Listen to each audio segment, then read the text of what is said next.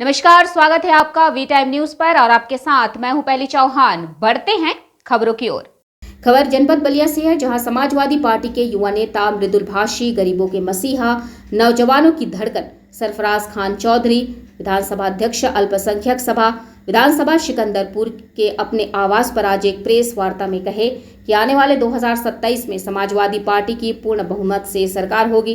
उन्होंने मीडिया के सवालों का जवाब देते हुए कहा कि हमारे सिकंदरपुर विधानसभा के लोकप्रिय नेता और पूर्व कैबिनेट मंत्री, वर्तमान सिकंदरपुर विधायक जियाउद्दीन रिजवी साहब की देन है कि दरौली घाट का पुल का निर्माण शुरू कराया, लेकिन संजोग रहा कि सरकार नहीं आई। सत्ता में नहीं होने से आज पुल उसी तरह पड़ा हुआ है।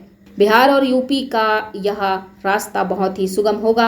यह जुमलेबाज की सरकार भारतीय जनता पार्टी विकास की गति को रोककर देश को पीछे की तरफ ले जा रही है। आइए सुनते हैं सपा के युवा नेता सरफराज खान चौधरी की जुबानी। देखिए, माइनॉरिटी के नाम पे हमारे विधानसभा में जो आवाज़ उठनी चाहिए आवाज़ उठ नहीं रही है। मेरा प्रयास है इस आवाज़ को उठाया जाएगा। सही समय का इंतज़ार कर रहा हूँ, उस आवाज़ को सही समय पे उठाया जाएगा और अपने माइनॉरिटी के लोगों के लिए इस आवाज़ को सिकंदरपुर रोड से लेकर विधानसभा तक पहुंचाने का प्रयास किया जाएगा। हमारा प्रयास यही है, समय का इंतजार है बस। समय का इंतजार, इसके मतलब कि आप चुनाव लड़ने की मूड? नहीं, ऐसा कुछ नहीं है, चुनाव लड़ने का नहीं। समय का इंतजार है, उस हिसाब से काम नहीं, ऐसा नहीं है, चुनाव लड़ने का मकसद नहीं है, लेकिन एक कार्यकर्ता होने के नाते भी चुनाव माइनॉरिटी के लिए आदमी लड़ सकता है और लड़ने की पूरी तैयारी और क्षमता है, लेकिन चुनाव लड़ने का कोई वैसा मकसद नहीं है। अच्छा, एक चीज़ है, आज समाजवादी पार्टी के राष्ट्रीय अध्यक्ष आज जिस तरह से जो है अल्पसंख्यक के पक्ष में आज जो लोकसभा में बोल रहे हैं, जो बिल पास किया जा रहा था जिसका विरोध किए हैं, इस पे क्या कहेंगे? देखिए, ये जो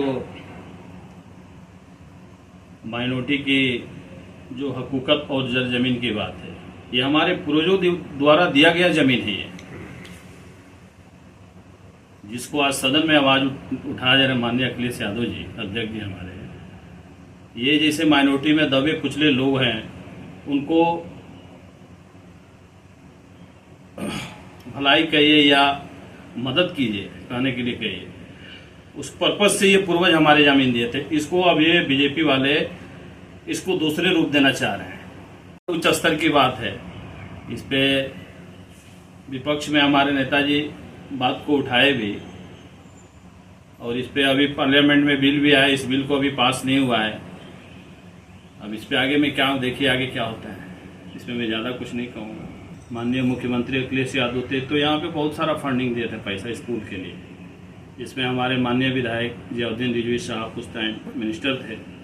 उन्हीं के द्वारा ये पुल का निर्माण, उसमें काम भी लगा, लेकिन किंतु चाहे परंतु की बात कहे, सरकार अगले इस टाइम नहीं बना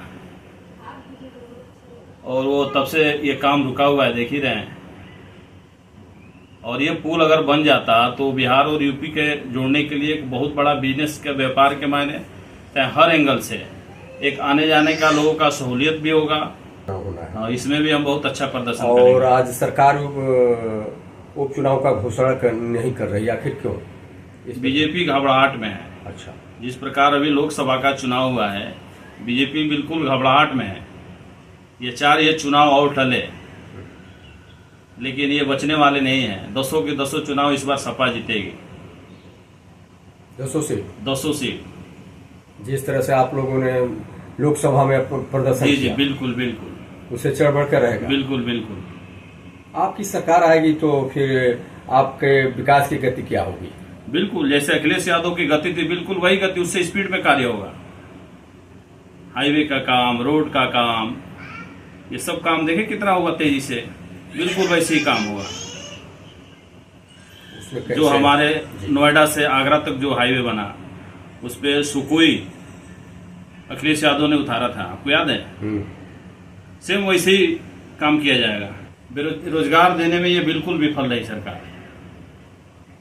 अगर ये रोजगार देती तो ये यूपी का जो चुनाव हुआ है ऐसा रिजल्ट नहीं आया होता।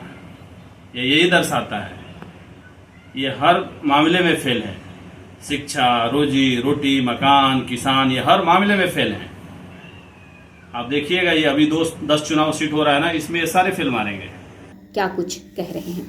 वी टाइम न्यूज़ के लिए एजाज अहमद के साथ मोहम्मद सरफराज की रिपोर्ट।